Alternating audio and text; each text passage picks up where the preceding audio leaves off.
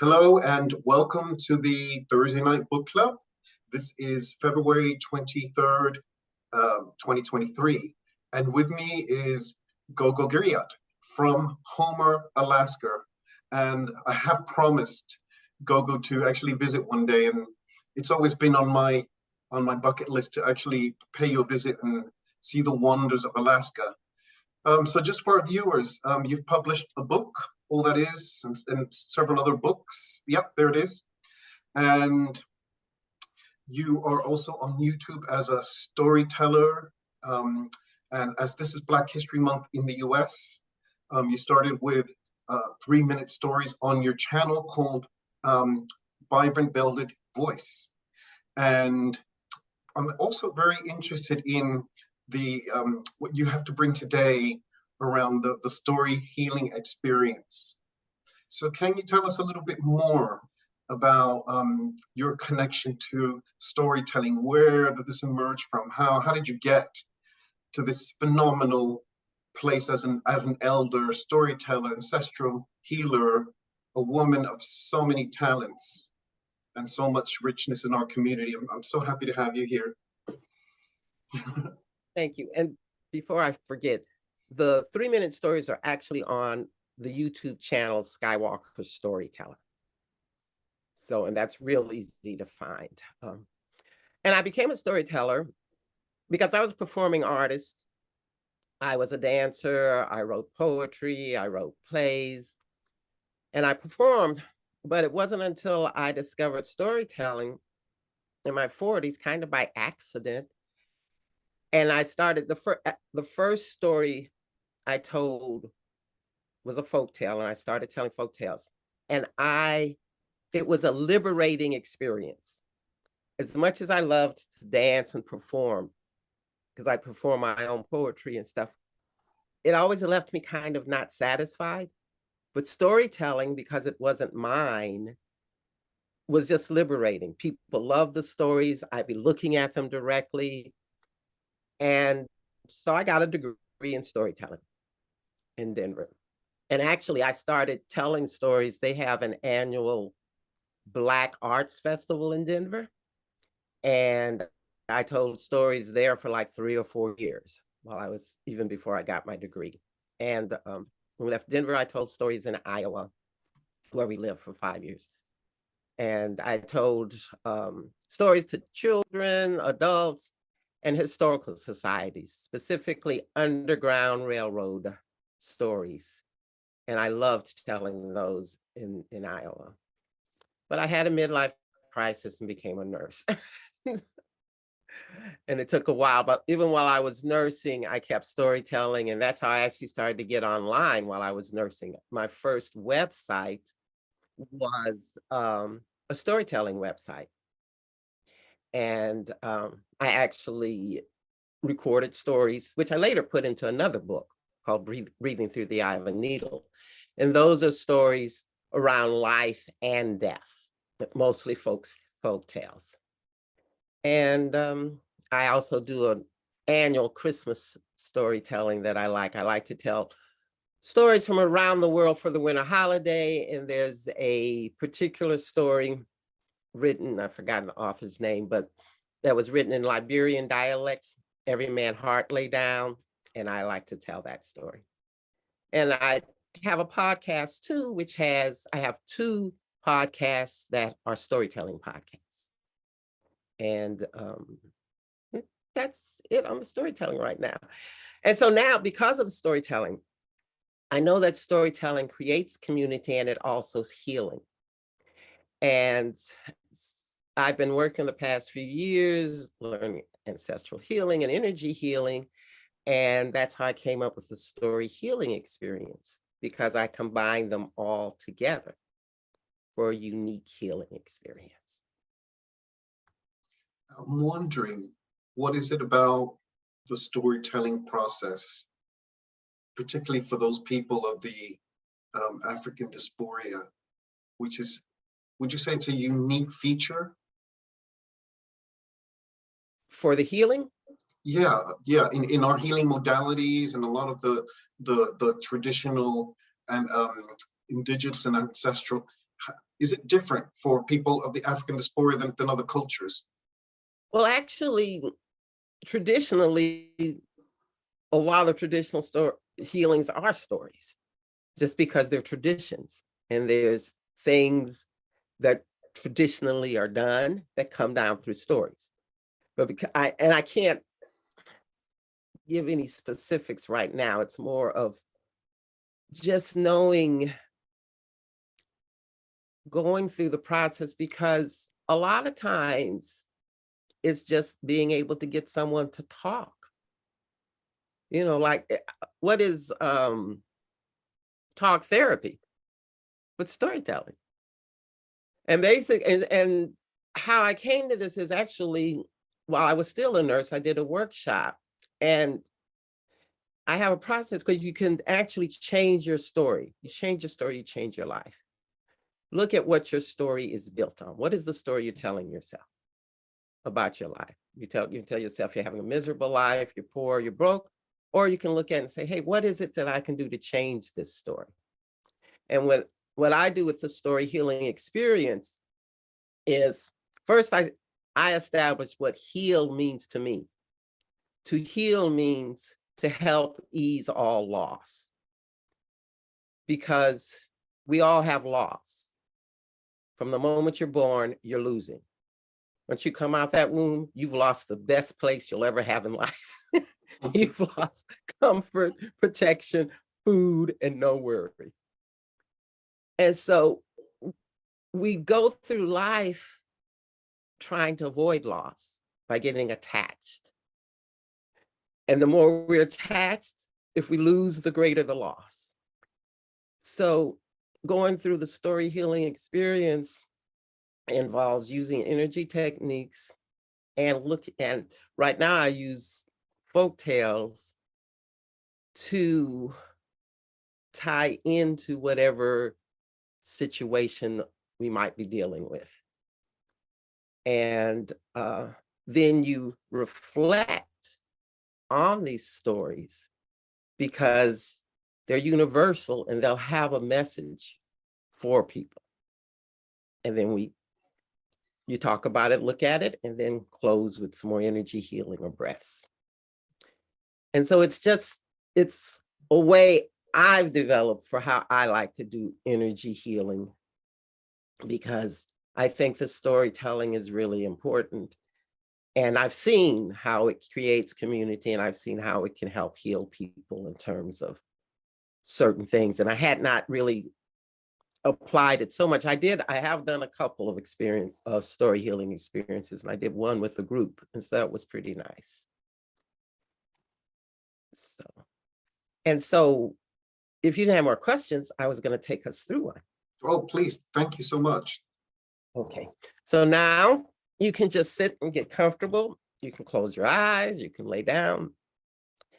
And we're going to begin with 4 deep breaths. I'll direct it. Breathe in. Breathe out.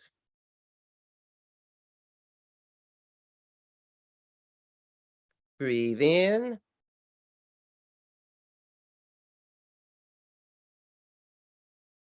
Breathe out. Breathe in.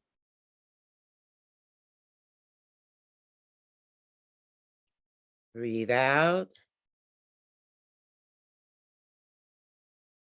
Breathe in. Breathe out.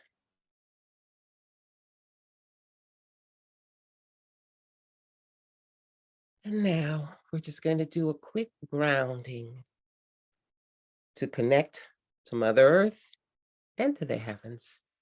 The breath has just let us release anything that we've been carrying on through the day, any worries, business, people, they're all gone, and we're right here in this minute.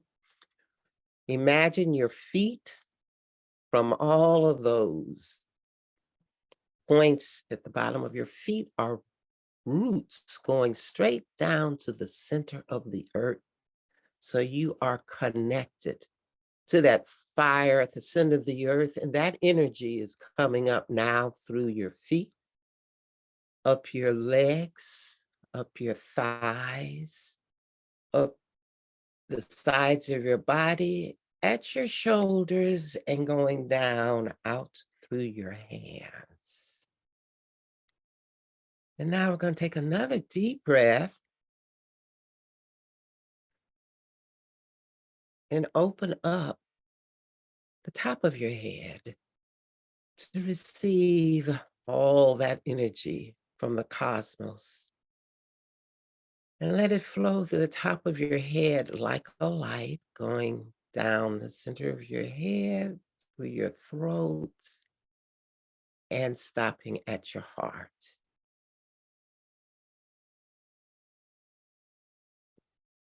And now, this is a story about how the stories first came to the Zulu people.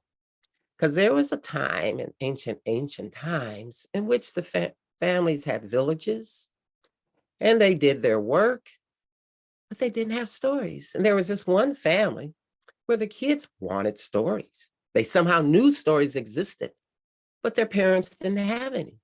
So the mother was sent off to find stories. And she went off asking the animals, and the animals turned their noses up or humphed or pretended they knew stories and didn't. And she was getting frustrated.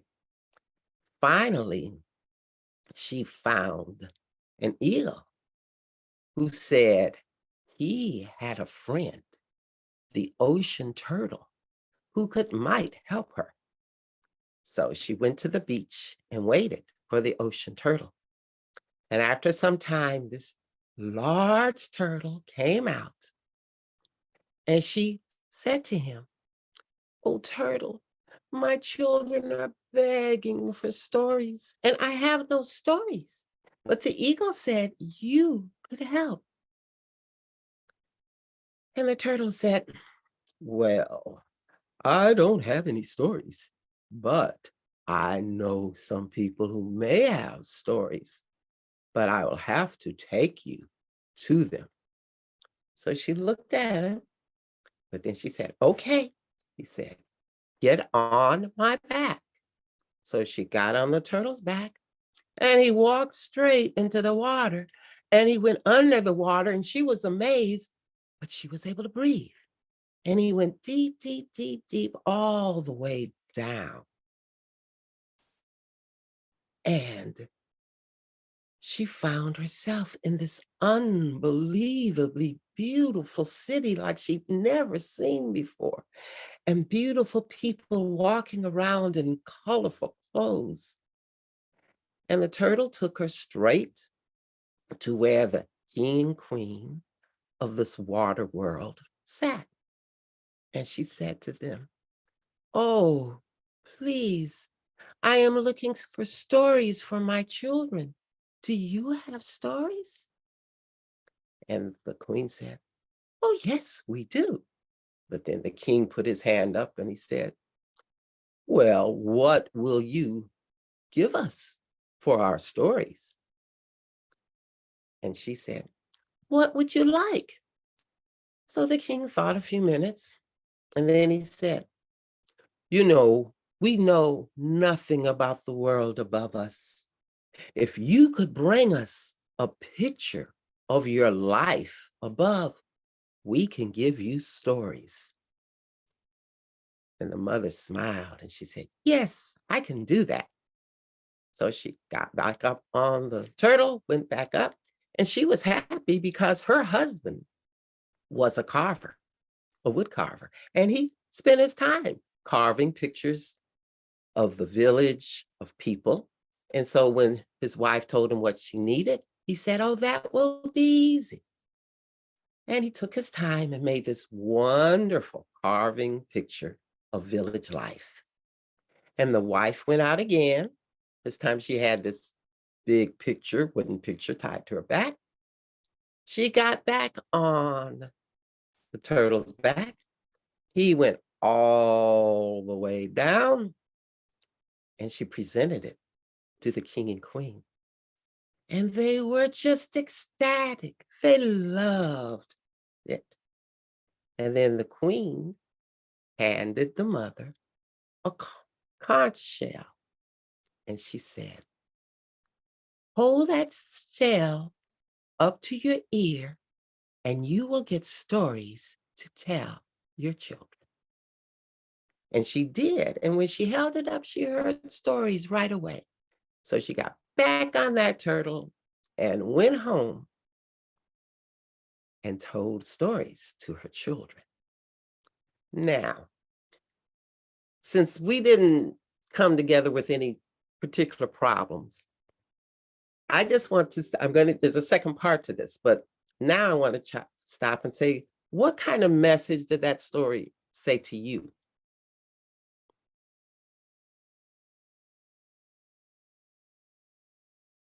I'm asking you. So, I mean, it talks about cultural exchange. It talks about that we all carry stories on our back also, you know, so, and it talks about a lot of the mysteries of what lies beneath. So I'm thinking unconsciously, you know, so, and sometimes also that we're reaching and grasping far away to understand ourselves and to heal ourselves. And I'm wondering if we need to do that. So that's what I got from it. But That's also, great. it was just like also very soothing, the feeling somatically really soothing just to have someone tell you a story. And we got a response from Ade here. He said, the value of giving and receiving, the power of community. Yes. Yeah. Now, what's interesting is it took me a few years after I had read that story that I remembered when I was in 5th grade, I wrote a story about a little girl and a little boy going under the water and discovering this paradise, these people, this village, this city, and they were invited to stay. But the little boy didn't stay, but the little girl did. And so the story has, in addition, and you had some insights I hadn't had, but the story to me is about courage. Because even with the mother, she had to go out courageously looking for stories. And so, and then she was courageous to trust the turtle to take her down underwater. So you take the courage added to, like you said, looking at the stories we have on our backs. And that can help us to move forward. Just the whole thought of something new, something we've never known about. So it's courage, and it also gives you confidence. And so basically, that would be a session. Now, when I've done them, if people, I did one for a women's group, well, it was a women's event. And I had another story that had to deal with issues that women really deal with. And I'll do others as people ask. It's the same way like with an energy healing, you find out what a person's problem is and you set it up to address that problem using different techniques.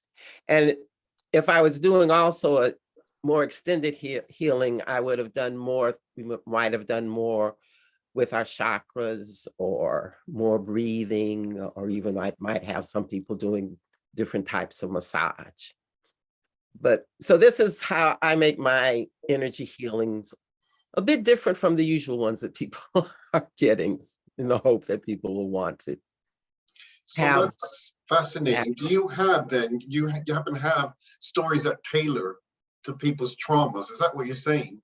Well, what I do is I don't have a list that I've done yet, but as I'm doing them, I will. But I do have a big repertoire of stories so that I can always find one or pull one. And the thing about stories too is, you can take a story just like with this one, and you'll have many different interpretations.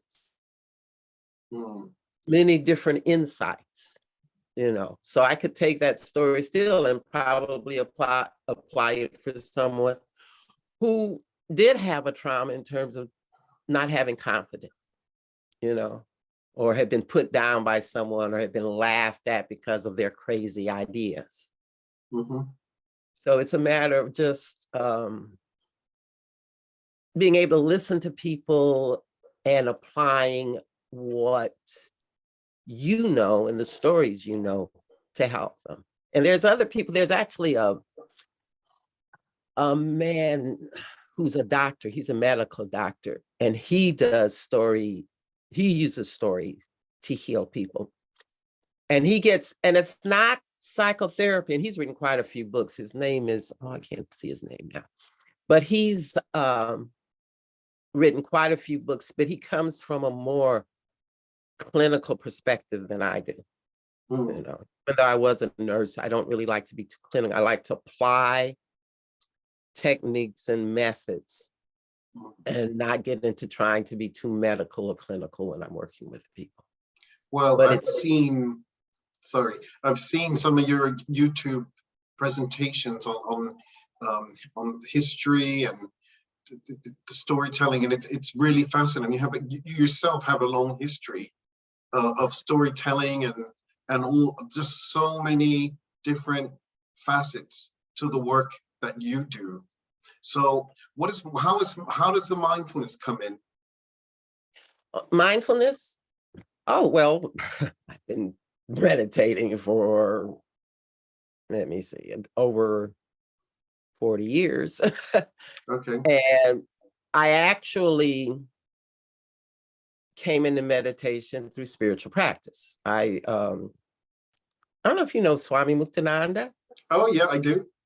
Yeah, he taught me to meditate. Well, I have behind me one of the gurus from that. You probably can't see her, but Swami Chivasilananda from the Siddhartha tradition. So she's behind me. She was one of my earlier meditation teachers, but then I changed over to Buddhism. So like yourself, I grew up Catholic and then immersed into different traditions. And I think I like many people in our communities, we enjoy the sort of cross-pollination between a lot of the work that we do. So tell us a little bit more about the workshops you're running at the moment. Well, actually, at the moment, I'm not running any workshops. I am available for story healing experiences individually. People, I'm actually have started this. There's this new, I don't know what to call it, new platform called Subkit, in which you can place subscriptions. And so the first subscription I put up there is and I actually oriented it towards nurses. I call it a fatigue fix. And I'm offering, and that is basically quick practices from 15 seconds to 15 minutes for people to recharge. And they will receive them through through MP3 and with instructions, and I'll check in with them. And it's really affordable. I'm offering right now for $35. But I'm going to be extending what I offer for the story healing experience. And actually right now, I'm offering a 4-session healing, and that's $1,000. And so I'm working on deciding how I want to do these things to make them more. I'm working on making some premium and some more affordable. That's why I'm doing this Subkit, the subscriptions, so people will be able to have different ways of working with me. But if anyone wants to work with me, all they have to do is get in touch with Gogo at gogogriot.us. And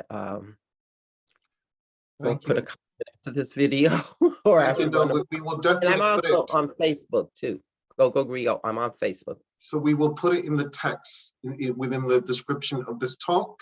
And I just wanted to thank you again, all the way from Alaska. I keep forgetting Alaska is part of the US because it's so far up on the other side. So you're not the only one. Lots but, of people forget it too, because it is like a different country.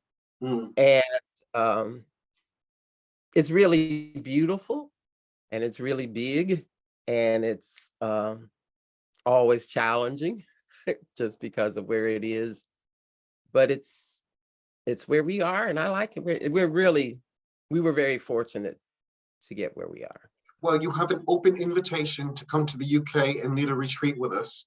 So, thank you so much for honoring MNPC with your presence and with your long established lineage of all the work. If anybody looked up your name and the work that you do, they'd see you'd run so much stuff, and long may continue. Oh, thank you. Thank you very much, William.